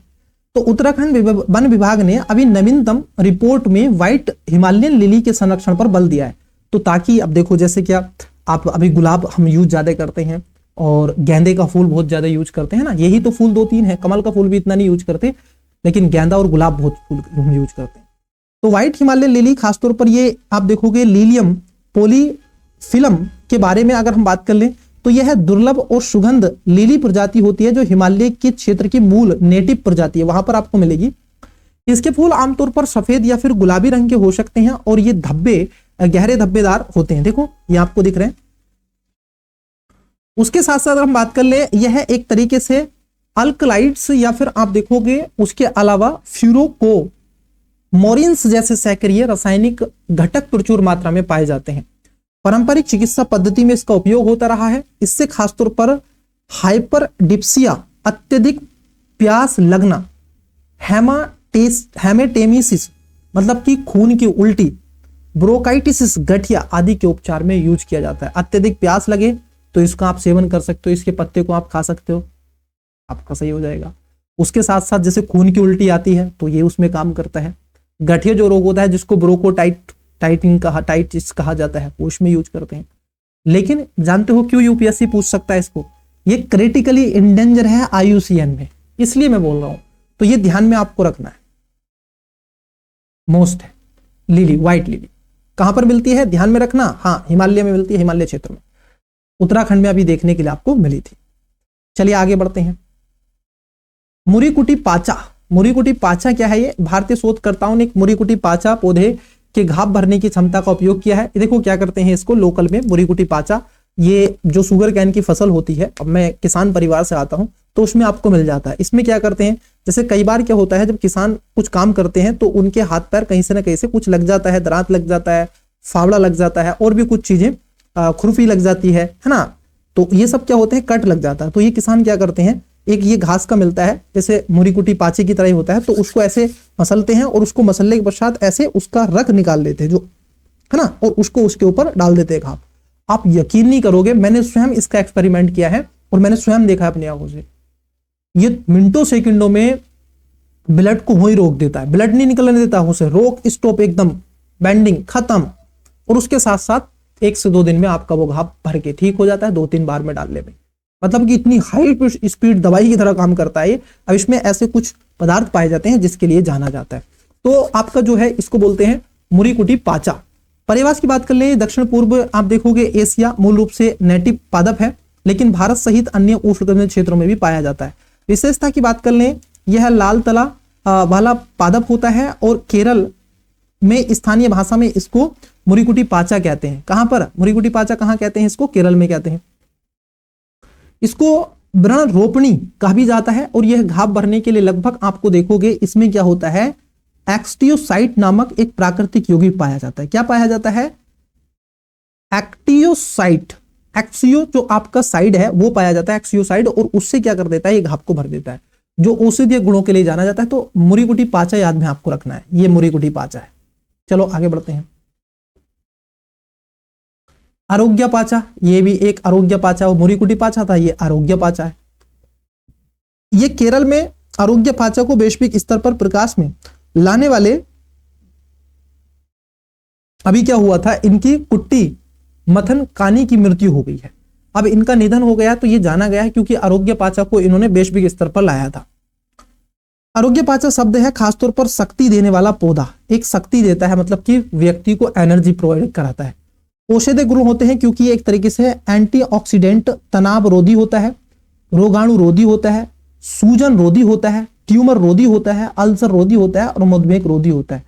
तो भैया ये जो आरोग्य पाचा ये तो घर में लगाने वाली चीज है, ये कई चीजों में आपको बेनिफिट देता है। तो ऐसे प्लांट लगाने चाहिए। देखो जब आप अपना खुद का घर बनाओ ना तो कुछ ऐसे सर्च करना, स्पेसिफिक सर्च करना और सर्च करके जाना और इन पौधों को जरूर लगाना अपने घर, है ना, इन पौधों को जरूर लगाना अपने घर। अभी तो खैर नहीं लगा पाओगे क्योंकि बहुत बहुत महंगे मिलते हैं ये पौधे, तो उसको मंगा करके आप आराम से लगाना, उनको रोज उनमें जाना, घूमना, कुछ मत करना, बस केवल घूमो उनमें, उनकी जो सुगंध है, उनकी जो आप देखोगे निकलने वाला, ठीक है, ये सब चीजें आपको क्या है, आप इनहेल करते हो ना, इसमें जाकर के बैठते हो तो उससे आप स्वस्थ रहते हो, हेल्दी रहते हो। तो बाहरी दवाई से अच्छा है ये दवाइयों का आप इनको खाना नहीं, बिल्कुल इसमें जाकर के आप बैठो, इनके गार्डन में आराम से खड़े हो, 10-20 मिनट चाय कॉफी पियो वहीं पर बैठ करके, तो चीजें ये ऑटोमेटिकली करते रहते हो, तो ये आपको हेल्दी रखेंगे। क्लियर? तो ये आरोग्य जो पाचा है इसको ध्यान में आपको रखना है। तो इसमें कई हैं, इसमें एंटीऑक्सीडेंट, तनाव से ये मुक्त कर देता है। अभी आप स्ट्रेस फील करते होंगे, रोधी होता है, रोगाणु रोधी होता है, सूजन नहीं आने देता है, ट्यूमर, कई बार कैंसर, क्लियर, हाँ ट्यूबरकुलोसिस हो जाता है, अल्सर रोधी होता है, खून किसी को आता है ना बवासीर वगैरह, और मधुमेह, ठीक है, टीबी वगैरह, उसमें भी इसमें भरपूर गुण पाए जाते हैं। इसे अगस्त मलाई जो पहाड़ियां हैं पश्चिमी घाट में रहने वाले स्थानीय कानी जनजाति द्वारा पारंपरिक रूप से उपयोग किया जाता है।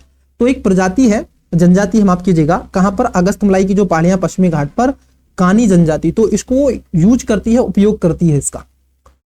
आरोग्य पाचा और 3 अन्य सामग्री से मिलकर के, जिसमें जीवनी नामक एक दवा विकसित की गई है, तो इससे 3 और पदार्थों को मिलाया गया और जीवनी नामक एक दवा भी बना दी गई है। इस दवा से होने वाली व्यावसायिक आय लगभग 50% हिस्सा आपको तो कानी जनजातियों को मिलता है। क्यों? क्योंकि उनको पता है बेसिकली इसके बारे में, तो इससे एक दवा बनाई गई है जो आपके चाहे अल्सर में हो, ट्यूमर हो, एक्सियोटेंट, तनाव मुक्त हो, क्लियर, तो एंटी ऑक्सीडेंट इसमें मिलते हैं। चलिए आगे बढ़ते हैं। आरोग्य पाचा को हमने देख लिया। यह है कोनोकार्पस वृक्ष, इसको भी देख लो भाई। कोनोकार्पस वृक्ष क्या है? अभी क्या हुआ है, भारत सरकार ने एक पैनल में उच्चतम न्यायालय ने खासतौर पर कोनोपार्सल नामक एक वृक्ष विदेशी प्रजाति है पर प्रतिबंध लगाने की सिफारिश की है, क्योंकि गुजरात और तमिलनाडु सरकार ने इस वृक्ष को उगाने पर प्रतिबंध लगा दिया। ये वो वृक्ष है, आपने देखा होगा ये वृक्ष, इसके पत्ते छोटे छोटे होते हैं और ये बहुत एक समय में बहुत बटा भी था, बहुत लगाया गया था। ये विदेशी प्रजाति, ये भारत का नहीं है। क्योंकि कोनोकार्पस वृक्ष के बारे में देखें, इसकी उत्पत्ति 2 प्रजातियां हैं।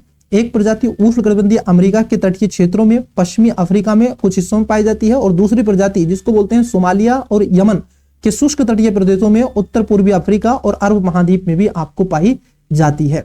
ये पेट्रोल पर आपको मिल जाएगा, पेट्रोल पंप पे। यह एक प्रकार का सजावटी पादप होता है जिसको ग्रीन कैनोपी प्रदान करता है, और यह गर्मी, लवणता, वायु एवं धूल प्रदूषण सहन करने में सक्षम होता है। इसे कम देखभाल की आवश्यकता होती है। यह आक्रामक प्रजाति है। यह ग्रीन डिजर्ट भी कहा जाता है, ध्यान में रखो। क्या कहा जाता है इसको? ग्रीन डिजर्ट भी कहा जाता है। क्लियर? हाँ। यह अत्यधिक भूजल का उपयोग करता है और इसका पराग एलर्जी का कारण बनता है। तो इससे आप क्या कर सकते हैं, इससे एलर्जी आपको हो सकती है। किससे सर? कोनोकार्पस जो वृक्ष होता है।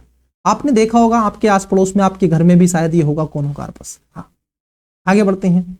ये चर्चाओं में रहा था, द हिंदू में था, ये मैंने आपको पढ़ाया था। ये आपको सी कब नॉर्थ, ये सी कब नॉर्थ एक प्रकार कैसे लग रहा है, संतरे होते हैं, या फिर आप कह सकते हैं संतरे की तरह ही लग रहा है, या टमाटो की तरह, संतरे की तरह लग रहा है। देखो, लद्दाख के शीत मरुस्थल में कोल्ड डेजर्ट में उगाए जाने वाले सी वक नॉर्थ और इसको कुट्टू वकविट के बीज नासा के क्रू 11 मिशन द्वारा अंतरिक्ष स्टेशन पर किए गए एक प्रयोग का हिस्सा है। बेसिकली क्या हुआ था, अभी नासा ने क्या किया था, इसका एक्सपेरिमेंट किया था इंटरनेशनल स्पेस स्टेशन पे, तो इसलिए चर्चाओं में है। सी कब नॉर्थ के बारे में जान लेते हैं। यह पर्णपाती झाड़ी है या वृक्ष है। यहां अत्यधिक ऊंचाई वाले ठंडे क्षेत्रों में अच्छी तरह से यह उग सकता है, तो जो शीत मरुस्थल में भी ये उग जाता है। महत्व की बात कर ले, यह मृदा की गुणवत्ता सुधारने, पवन गति और रेत के नियंत्रण व जल, इन सब के अलावा मृदा संरक्षण में भी सहायता प्रदान कर सकता है। उच्च पोषण मूल्य इसके खासतौर पर फल, वेरी और बेसिकली विटामिन, कैरोटीनियोल और पॉलीफेनॉल, फैटी एसिड और फाइटोस्टेरोल प्रचुर मात्रा में इसमें मिलते हैं। ये जो आपको दिख रहा है सी वक नॉर्थ, ठीक है। चलिए आगे बढ़ते हैं। ये भी एक है सेन्ना, ये भी आपको मिलता है सेन्ना। सेन्ना, इसका नाम है सेन्ना स्पेक्टाविलियस। सेन्ना स्पेक्टाविलियस येलो कलर का है, जैसे सरसों का वृक्ष होता है, सरसों पे जैसे आते हैं, तो ये भी आपके आस पड़ोस में होता होगा। अभी तो नहीं, जैसे बरसात का मौसम होता है उस समय जब आप रोड पे जाओगे तो आपको ये वृक्ष दिख जाएगा, इसके फूल आपको दिख जाएंगे खिला खिला। हाँ, केरल ने वायनाड में भारत का पहला विज्ञान आधारित और समुदाय संचालित सेन्ना, खासतौर पर स्पेक्टाविलियस उन्नत अभियान चलाया है। यह आक्रामक प्रजाति है और अमेरिकी उष्णकटिबंधीय क्षेत्रों में स्थानिक प्रजाति है, वहां से आई है, ये अंग्रेज लेकर के आ गए हमारे यहाँ। यह बहुत ही घना और स्टेराइल झाड़ियां वाला एक वृक्ष होता है, जिससे यह देसी पादप प्रजातियों को नष्ट कर देता है। यह मृदा की रासायनिक संरचना को बदल देता है और शाकाहारी जीवों के लिए खाद्य संकट उत्पन्न कर सकता है।